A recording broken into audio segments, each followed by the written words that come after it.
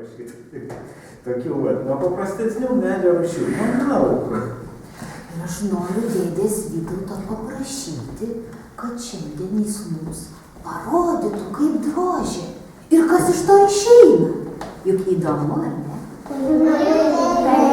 Jūs galėsit čia prieiti viską apžiūrėti. Parodysit? Taip, parodysit. Dabar nuo tų kaladėlių pradedu, įkišu į stakles, va šitaip. Išobliuoju tą lentelę su skersiniu atvėrimo staklėm atpjaunu. Tada su koloniniam gręžimo staklėm tikslę skylutę išgręžiu.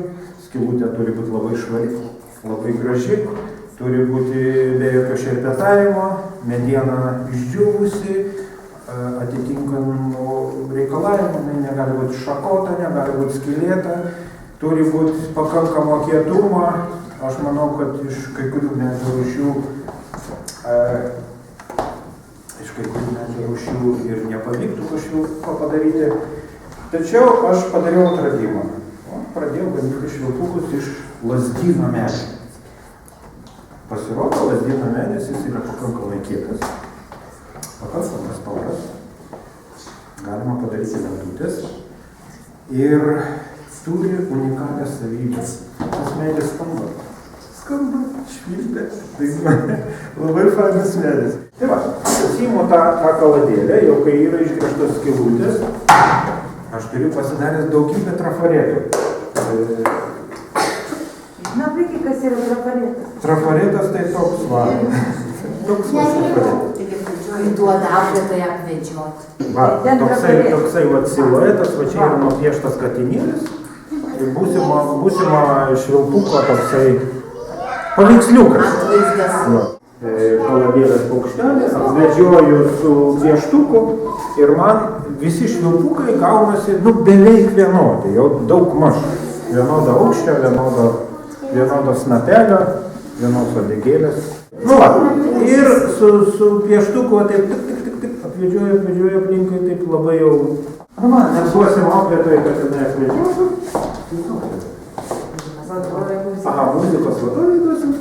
Jinai apvedžios ir paskui tą kaladėlę persis per rankas, parodys, kaip tas būsimas. Tada einu į dirbtuves. Tada susirandu siauropjūklį, siauropjūklį išpjaustau. Kai aš išpjaustau, tai man gaunasi va šitaip. Toksai paukštelis. Va, kokio profilio.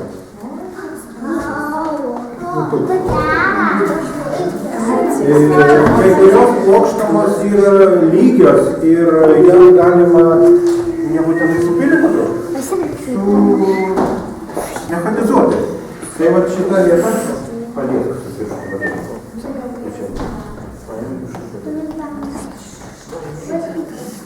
Čia yra su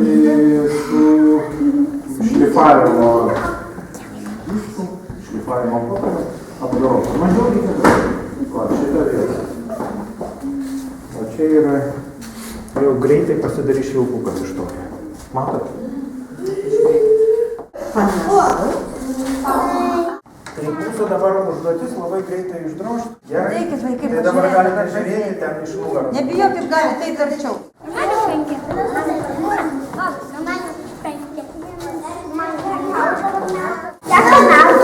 Apdailinam taip iš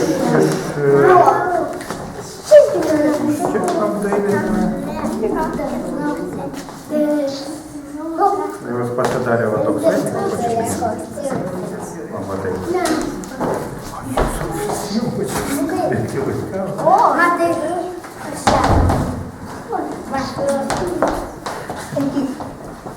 Dabar įdėsim liežuvėlį, kad jis pradėtų švilpti. Reikia atsimatuoti maždaug centimetriuką kokį. Va šitiek išpjausime liežuvėlį šitam paukščiukui, kad jis atsidarytų ir pradėtų skleisti garsus.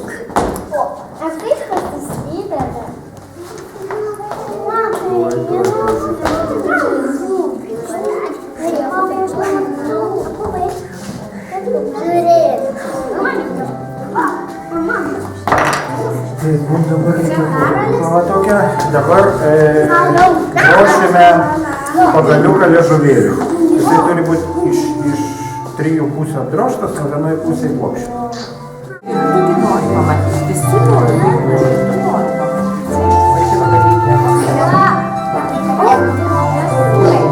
Dabar patikrinsim, ar jisai veikia, ar dar neveikia. Aš negaliu taip iš galo papūsti normaliai, tai reikia pūsti šoną kaip fleitą. Veikia. Aš turbūt labiausiai apsidžiaugiu iš tiesų čia esančių, kai suveikia iš pirmo karto. Nes žino, kartais atsitinka nelaimė, kad puti, o neveikia. Bet paieškosim klyjų. Iš dideliai diržų. Klyjų reikia nedaug, tada patieku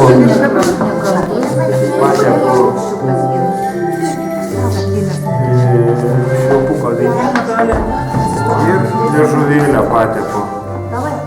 Taip pat tą vietą, kur prisiklyju, o čia kur oras pučiasi ir pro kur švilpia, tai tepti nereikia. Negalima ištepti.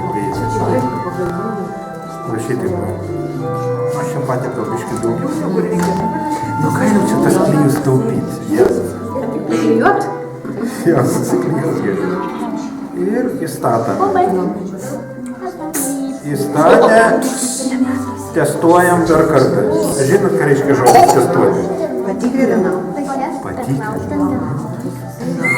Gerai. Dabar džiovinsime, o kol švilpukas džius, mes pažaisim. Gerai. Ir išdalysim jums dovanėlės. Ir be švilpuko aš ir kitus žaislus darau ir kažką kitą. Tai va tokius va medinis išardomas žaislus. Jas reikia išardyti į 4 dalis, paskui vėl pamėginti sudėti. Taip pat be šitų žaislų dar gaminau va tokius išardomus. Kas norėtų pažaisti ir išardyti? Prašau. Dar kažkam o, prašau, iš tų 4 detalių reikia sudėti kubelį. O dabar dar parodysiu, kaip sukasi vilkelis ir tuoj nespėja pagrindinio užsiėmimo.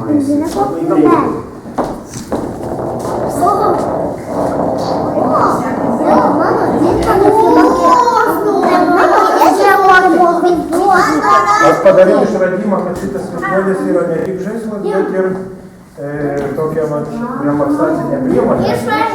Toks galima naudoti kaip nusiraminimo. Kas norėtumėt gauti dovanų tokį švilpuką? Vienbalsiai, Jėzau. Vienbalsiai. Ne, tai jūs visi norite, bet jūsų norai bus įgyvendinti tada, kai jūs atsakysite teisingai mano klausimus. Gerai? Reikia kažką Sėskit ir labai atidžiai klausyti. Šitas švilpukas yra veikiantis, viskas tvarkosi. Be žaislų aš pradėjau drožti ir kitus darbelius, tokius medinius paukštelius. Jie yra Lietuvos miškuose, lietuviško miško giesmininkai. Aš pradžiai noriu pasitreniruoti, kad jūs teisingai suprastumėte užduotį. Šitas paukštelis yra siaubas visų smulkiųjų miško giesmininkų. Jis padeda kiaušinėlį ant žemės. Patinėlis priskrenda, išbaido šeimininkę iš lizdo, išveja, tada patelė padeda kiaušinėlį ant žemės, paima į snapą, atneša, įdeda į lizdelį, vieną kiaušinėlį išima iš lizdelio, kad skaičius pasiliktų tas pats.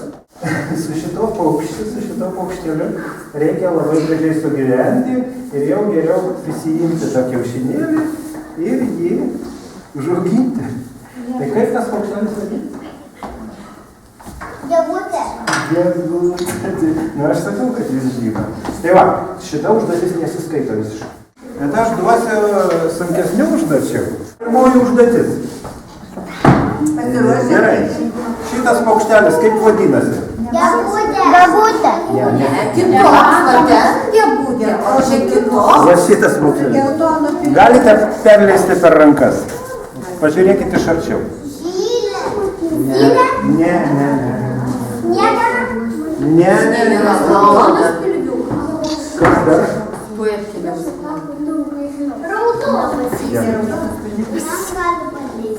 Nu, duokit kiekviem vaikam.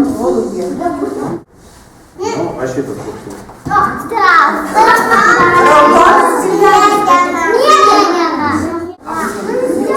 Gerai, dabar šitas. Snieginė.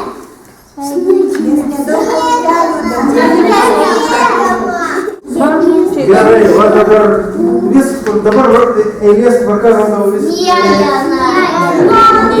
Lengvesnis paukšteliai dažniausiai pasitaiko. Dažniau pasitaiko. Labai lengva atskaičiuoti. Zylė. Gerai, dabar einam prie čia du vienodi. Nu va. Nu, šitas paukštelis ne tik tai miške, bet ir po miestą ir po Uteną skraidinėja čiukų.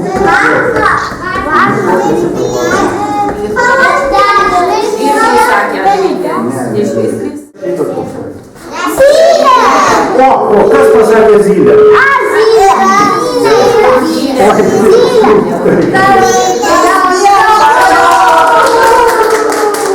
Kas pasakė zylė?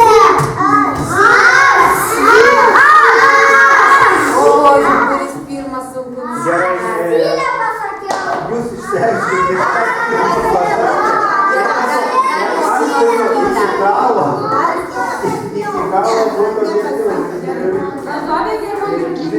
Gerai, tada papildomas klausimas. O kokia zylė čia? Nes zylių daug. Zylė tik su geltonu trynuku. Mėlynoji. Geltonoji zylė. Mėlynoji zylė.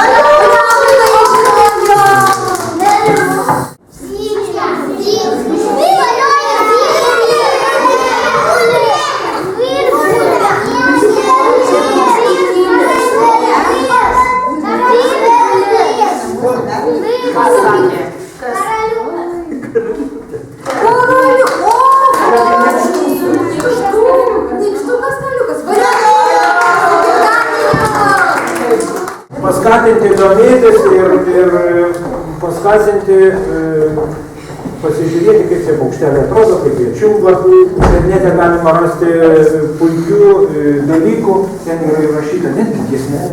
Pamatę paukštelį, jis sakys, va, čia pamokinsit dar ir suaugusius, jūs tapsit labai dideliais žinovais.